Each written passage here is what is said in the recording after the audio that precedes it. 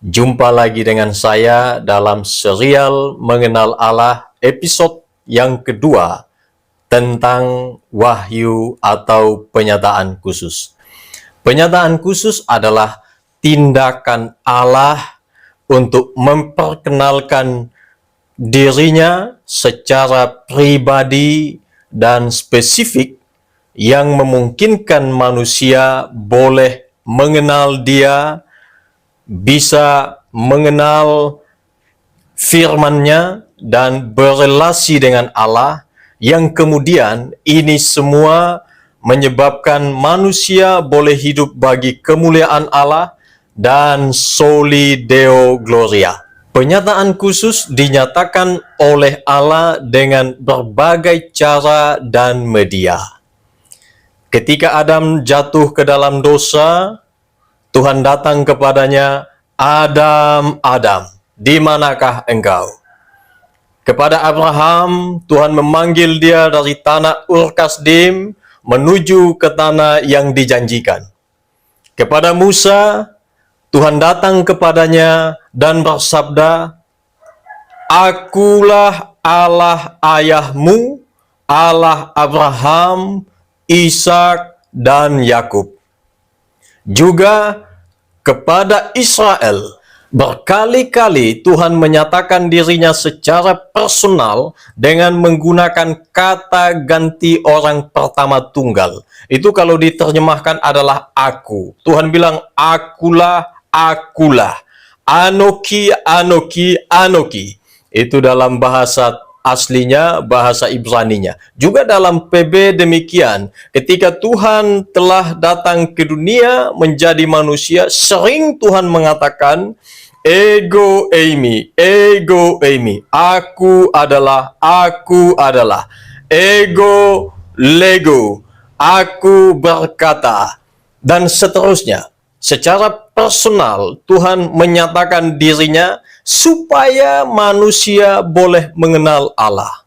Ketika Tuhan membawa mereka dari Mesir dan sampai ke Gunung Sinai sebelum melanjutkan perjalanan ke tanah Kanaan, Tuhan datang kepada mereka dengan firman-Nya, "Aku adalah Tuhan Allahmu yang membawa engkau dari Mesir, dari tempat perbudakan, untuk nanti selanjutnya akan dibawa Tuhan kepada tanah perjanjian."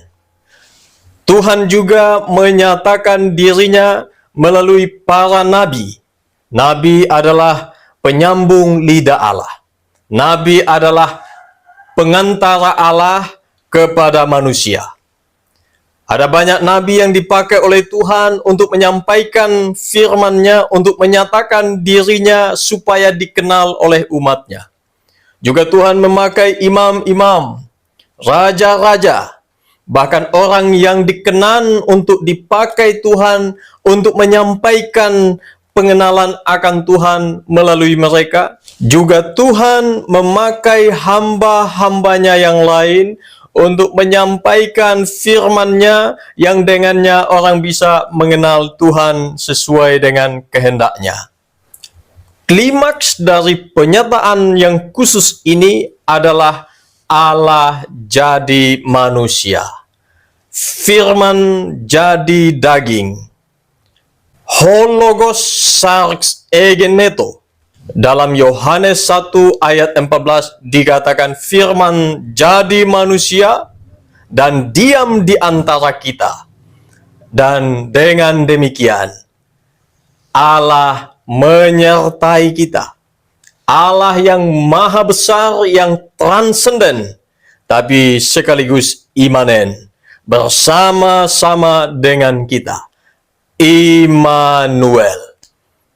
Sekali lagi, Allah bersama-sama dengan kita. Lalu semua penyataan yang khusus ini yang telah dinyatakan oleh Tuhan, ditulis oleh hamba-hambanya yang dipimpin dan diinspirasi oleh Allah, supaya tidak ada kesalahan dan tidak ada kekeliruan dalam penulisan. Dan semua ini dikumpulkan jadi satu kitab yang kita kenal hari ini sebagai Alkitab. Alkitab tidak sekedar buku, tetapi buku yang berisi sejarah penebusan Allah, penyertaan Allah, pertolongan Allah kepada kita manusia. Tujuan utama Alkitab diberi oleh Allah supaya kita bisa mengenal Dia dengan benar dan berelasi dengannya dengan benar dan hidup dalam ketaatan firman-Nya dalam seluruh hidup kita. Dengan itu, maka kita tak bisa lagi untuk menciptakan Allah dalam pikiran kita, lalu kemudian kita menyembah apa yang kita pikirkan. Penyembahan kepada Allah harus berdasar pada apa yang dipikirkan, yang disampaikan oleh Allah kepada kita melalui firman-Nya, melalui Alkitab. Mau kenal Allah, maka belajarlah mengenal kitab suci. Semua hal yang berkaitan dengan keselamatan dan pengenalan akan Allah dinyatakan dengan lengkap di dalam kitab suci. Lalu setelah kita memahami apa dan bagaimana itu penyataan khusus, sekarang kita masuk pada poin yang terakhir. Apa refleksinya bagi kita? Setidaknya ada 3 refleksi dari penyataan atau wahyu khusus ini. Yang pertama, betapa seriusnya dosa-dosa kita. Karena keseriusan dosa kita, Allah sampai-sampai datang ke dunia untuk menyelesaikan persoalan yang tak bisa manusia selesaikan. Kalau dosa-dosa kita tidak terselesaikan, maka jangan mimpi ada keselamatan. Jangan berharap kita bisa mengenal Allah dan punya persekutuan dengannya dan masuk dalam kerajaan Allah. Itu tak mungkin.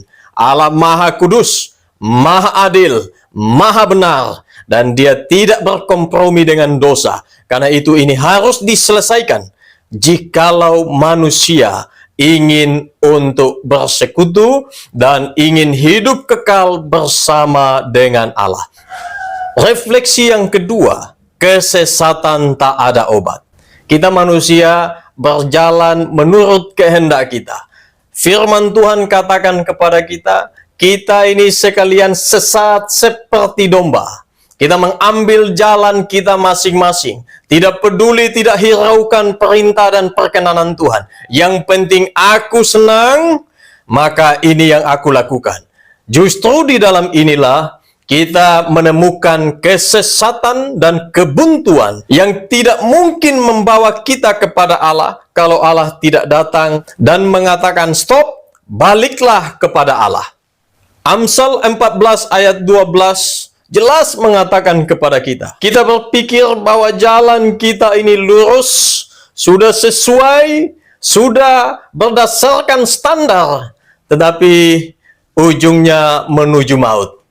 Itu sebab Tuhan datang dalam wahyu yang khusus ini untuk membawa kita yang sesat kembali ke jalan yang lurus, kembali kepada kebenaran Allah. Dan ini semua hanya bisa di dalam jalan yang lurus, yaitu Kristus Tuhan kita yang telah mengatakan, Aku adalah jalan dan kebenaran dan hidup.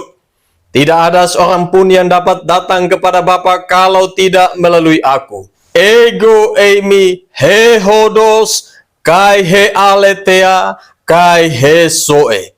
Jalan itu memungkinkan kita untuk kita kembali kepada Tuhan, untuk kita bersekutu dengan Tuhan, dan selama-lamanya bersama dengan Tuhan. Lalu refleksi yang ketiga, betapa agungnya kasih Allah kepada manusia. Bayangkan, Allah yang maha besar itu, Dia meninggalkan kemuliaannya, Dia datang ke dalam dunia, dan mencari kita, menyelamatkan kita, mengasihi kita dengan kasih yang tanpa syarat, tanpa embel-embel, kasih yang tiada tara, kasih yang tak terbatas. Luar biasa ajaibnya. Penyataan khusus menyadarkan kita akan eksistensi Allah dan kehendak Allah, bahkan tujuan Allah bagi kita masing-masing. Di akhir dari pembahasan ini, ingatlah satu hal. Hiduplah sesuai dengan tujuan Tuhan bagi masing-masing. Dengan itu, kita mengimplikasikan dan mengaplikasikan bahwa kita telah mengenal Allah melalui wahyu khusus ini. Sampai di sini pembahasan kita. Sampai jumpa di lain kesempatan. Tuhan memberkati.